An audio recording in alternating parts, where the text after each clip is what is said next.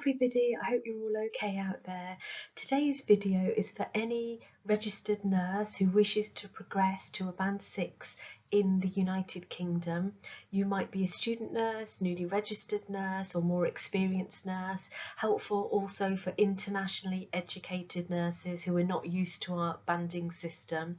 So something for everybody. I hope you find it useful. If you have any questions, do put them in the YouTube's comments, and if you find this video helpful, do give me a thumbs up and check out my other free videos on my channel. So I'm going to give you a simple overview of UK nursing bands and how they work, what type of band 6 roles are available for nurses in the UK, looking at aligning your professional experience and academic courses to a band 6 role, and what to expect during an interview at band 6 level. So what are UK NHS bands? In 2004, Agenda for Change was introduced, and it was designed to evaluate jobs to ensure equity between similar posts in different areas. And if you're interested in looking at the current pay scales, go onto the NHS website for current Agenda for Change pay rates, and you'll see the different rates between bands. The NHS staff structure currently employs a banding system, and each support worker and nursing role relates to a band. So a band 2 is usually a band for a nursing assistant or support worker. Band 3 might be a senior health and social care support worker or nursing assistant. Band 4, a nursing associate role, which is a role between support worker and registered nurse. And nursing associates are only registered by the Nursing and Midwifery Council in England. That role's unique to England currently. So if you're interested, I have a video on my YouTube channel explaining these different roles, the difference between support worker, nursing associate and registered nurse as well. Looking at example bands from 5 to 8. In the UK, first thing I should say is job titles are not standardised for nursing, so you'll see a wide variety of titles out there. We also have 4 fields of nursing in the UK. I know globally not all countries have these fields of nursing, so we have adult nursing, mental health, learning disability or children's nursing. So do check out, when you're looking at those job titles and you're reviewing roles in the future, check out which banding the role is linked to on Agenda for Change. And typically, I have put some job titles down here. A newly registered nurse might start as a staff nurse as a band 5 usually, and they may want to stay as a band 5 for the rest of their career, which is absolutely fine. And in the UK, just because somebody stays in a role for 10, 15 years, they don't automatically move up to the next band 6 or to a band 7. They have to apply for roles, align their professional experience and development and academic courses. The next banding, band 6, for clinical leadership type roles, might be a junior or deputy sister or charge nurse. The role may be titled senior staff nurse or team leader, or you may want to go for a more education type role, clinical educator. There's lots more education roles linked to a band 6 role, but typically a clinical educator or a specialist nurse role or a research nurse role. Looking at a band 7 would be a sister charge nurse, clinical nurse specialist or advanced nurse practitioner, and band 8 might be a matron, nurse education lead or research manager lead.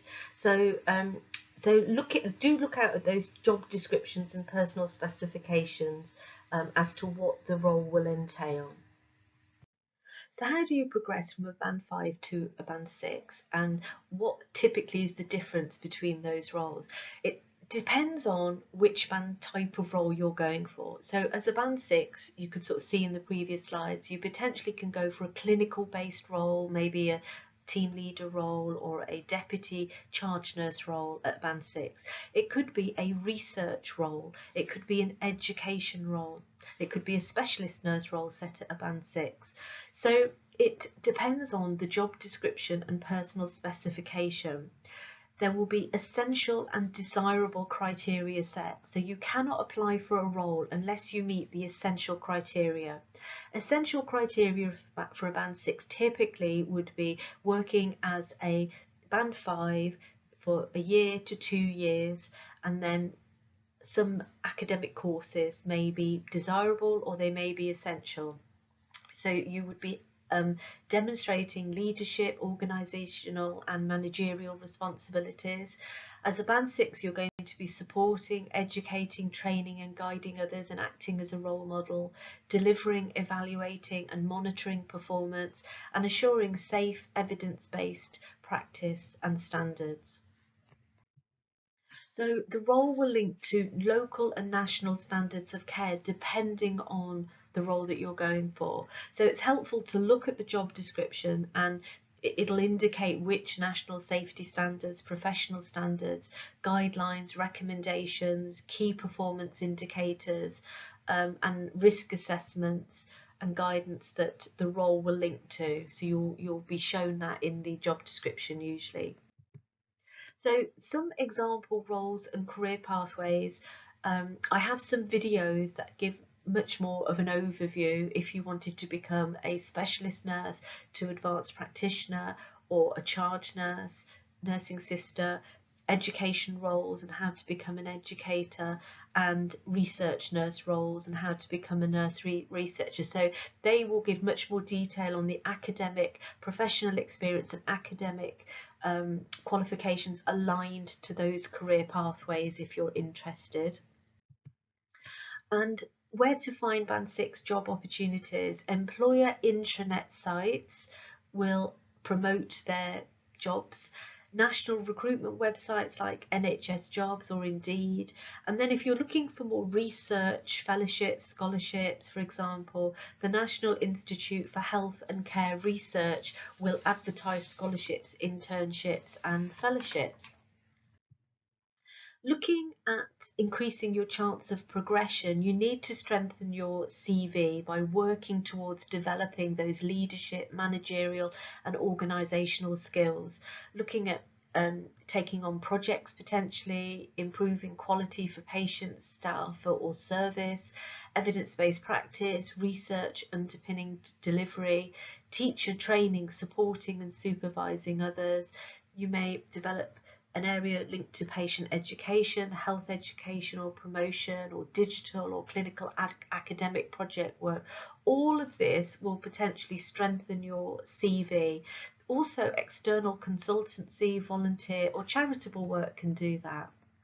And having some practical examples aligned to these areas will help you in an interview or in a personal statement, for example, when you're applying for a Band 6 role. So looking at your professional experiences and some practical examples, I've got some videos with more details. The 4 pillars of advanced practice is a good video to look at that looks at clinical leadership, education and developing yourself and research, and how you can show examples as a Band 5 or newly registered nurse developing those 4 core pillars of advanced practice. Video on quality improvement and service improvement projects. You don't have to have delivered projects, but by looking at quality, joining groups, looking at shared decision making, influencing nursing practice and developing your leadership skills and your coordinating skills. So these videos have got lots of practical examples and tips to help strengthen your CV and your progression and improving your chances of progression. So if you're going to apply for Band 6 roles, you need to rigorously prepare for interviews and prepare your personal statement, because you may have many people applying for that role. What to expect? You should have one lead interviewer chairing and managing the time. They always have to have more than one to prevent bias. You may have a virtual or a face-to-face interview. On your invite letter to interview, it should state if it's a panel technical interview or a value-based interview.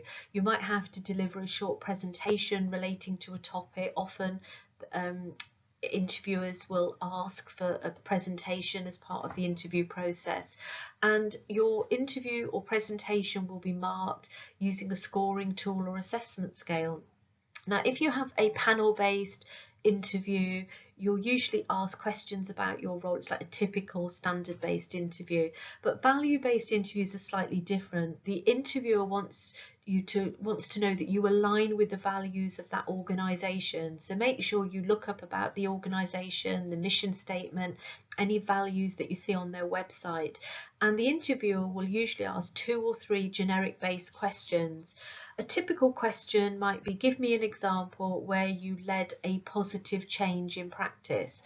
And then, so you need to have examples prepared, and then that would be followed by more probing and drilling down according to what you say. So a second question might be, well, how did you evaluate the impact of that change? So it's important to prepare those examples before, because if you don't have good examples that show depth, you will be scored low in your interview. It's really important to allocate time to prepare for a Band 6 interview because they're so competitive. In the UK, Band 6 roles are not awarded just on a person's experience. It's on what you say at interview that will be scored. So preparing thoroughly for your interview will increase your chance of success. You might be appointable. However, even with excellent preparation, another candidate might score higher than in the interview. So spend as much time as you can on that interview preparation, including your presentation. The difference between candidates may be just on the presentation. So if you're interested, I've got a few more videos to help you prepare for a Band 6 interview.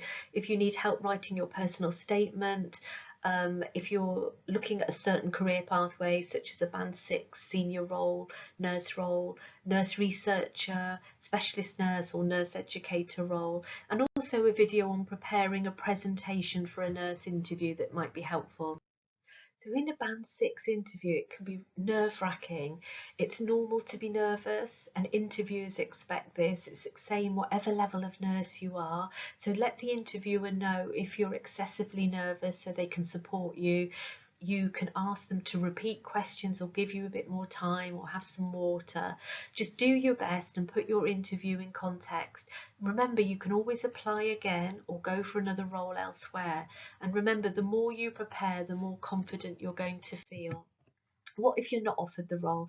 I had to go for 3 team leader roles before I was offered a role. I know how frustrating it can be picking yourself up and going for an interview again. But if you're not offered the role, make sure that you request verbal feedback from the interviewer and use it as a learning experience. Employers are not necessarily obliged to offer written feedback, so ask the interviewer for some specific feedback. How could I have improved my answers? What were my strongest or weakest answers? Will there be any more future roles or opportunities? Because there may be some more coming up in the future. So the key tips for success are to align your professional and academic experiences to the role that you're applying for. Allow lots of time to prepare for the interview. And if you're not offered the role, ask for interview feedback and keep applying, as there'll be more opportunities. And just remember, preparation is the key. So if you have any questions at all, put them in the YouTube comments. If you prefer to DM me privately on my website or on Twitter or Instagram, I'm very happy to answer questions. If you're interested in my book, How to Prepare for Interviews, do check out the link in my description on YouTube. And good luck. I wish you every success in your future career.